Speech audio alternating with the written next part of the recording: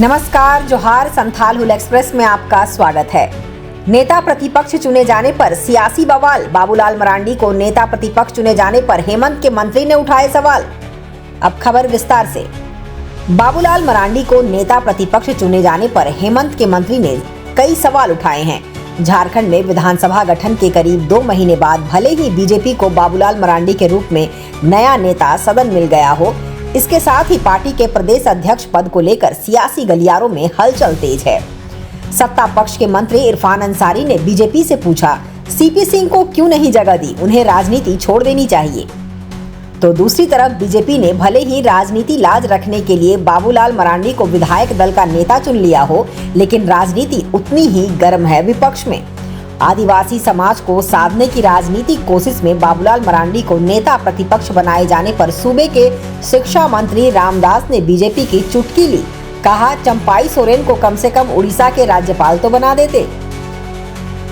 बता दें कि पिछली विधानसभा में भी बीजेपी ने बाबूलाल मरांडी को नेता सदन की जिम्मेदारी दी थी, परंतु स्पीकर ने तकनीकी कारणों का हवाला देते हुए उन्हें नेता प्रतिपक्ष नहीं बनाया था। बीजेपी के अंदर राजनीतिक सिसकियां ले रही है और नजर ये है कि बीजेपी को नया प्रदेश अध्यक्ष की तलाश है, इसलिए पार्टी में तलाश जारी है। वहीं दूसरी तरफ पूर्व मुख्यमंत्री बाबूलाल मरांडी ने हेमंत सरकार पर कोयला चोरी का आरोप लगाया है। उन्होंने कहा कि राज्य लॉ एंड ऑर्डर खराब हो गया है, दिन दहाड़े 500 ट्रक कोयला चोरी हो रही है, ये सरकार को कामयाबी है। वहीं बजट को समावेशी विकास बताते हुए मंत्री योगेंद्र प्रसाद ने कहा, विपक्ष बजट को सुनने को तैयार नहीं है। इस राज्य में इस सरकार के रहते मुझे नहीं लगता है कि अच्छे हो सकते, क्योंकि आज पुलिस महकमा क्या है, वसूली में लगी हुई है। मेरे पास वो जानकारी जो लोग बताते हैं, धनबाद, बोकारो जैसे कोयला के क्षेत्र, ये तो कोयला के क्षेत्र 500-600 ट्रक के वहां से हाईवा इलीगल बाहर कोयला निकाला जाता है।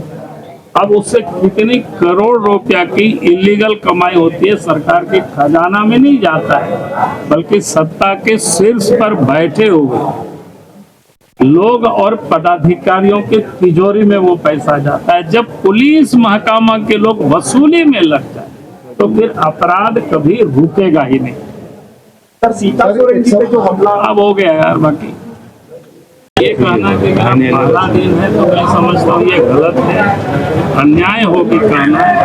भारतीय जनता पार्टी तो पिछले सत्र में भी हमें नेता विरोधी दल बनाया था और लिखित में दिया, लेकिन विधानसभा अध्यक्ष ने मामला को लटका के जानबूझ कर, और इसीलिए ये कहना कि हमारे लिए पहला दिन है तो मैं समझता हूँ कि ये ठीक नहीं है ये बातें।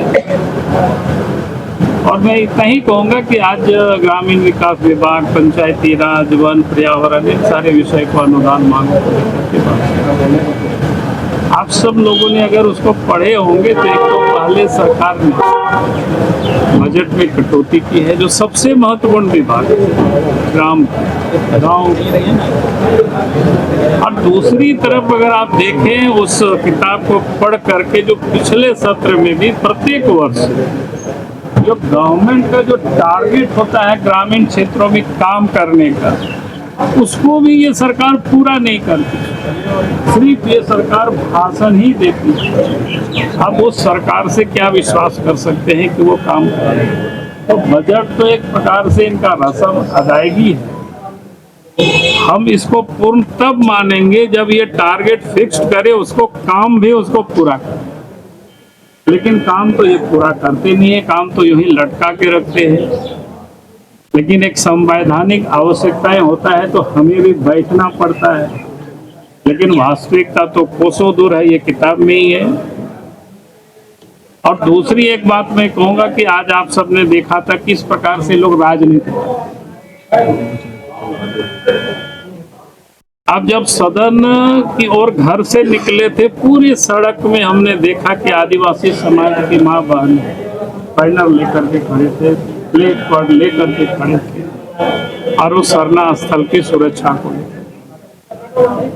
और यहाँ जब तक हम आए तो देखे कि पूर्व के मंत्री, कांग्रेस के लीडर, उन्होंने उस बात को सदन में उठाया और संसदीय कार्य मंत्री ने उसका एक जवाब दिया। बोला मेरा ये कहना है कि भाई आदिवासियों की कितने हितैषी हैं, क्योंकि पिछले 5 वर्षों से सरकार या हेमंत सोरेन के नेतृत्व में चल रही है। आज वहां फ्लाईओवर आज नहीं बन रहा है, एक वर्षों से बन रहा है। आज तो जहां स्थान है जिसको लेकर के आज लोग कर रहा था, वहां आज क्या कहते हैं उसका, सड़क वहीं पर उतर रहा है,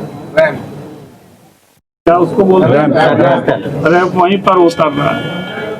तो अगर ये आदिवासियों के धार्मिक स्थलों को लेकर के, आदिवासियों की शरणा स्थलों को लेकर के सरकार वास्तव में चिंतित होती तो उसकी पहले वो व्यवस्था कर लेते जब बन रहा।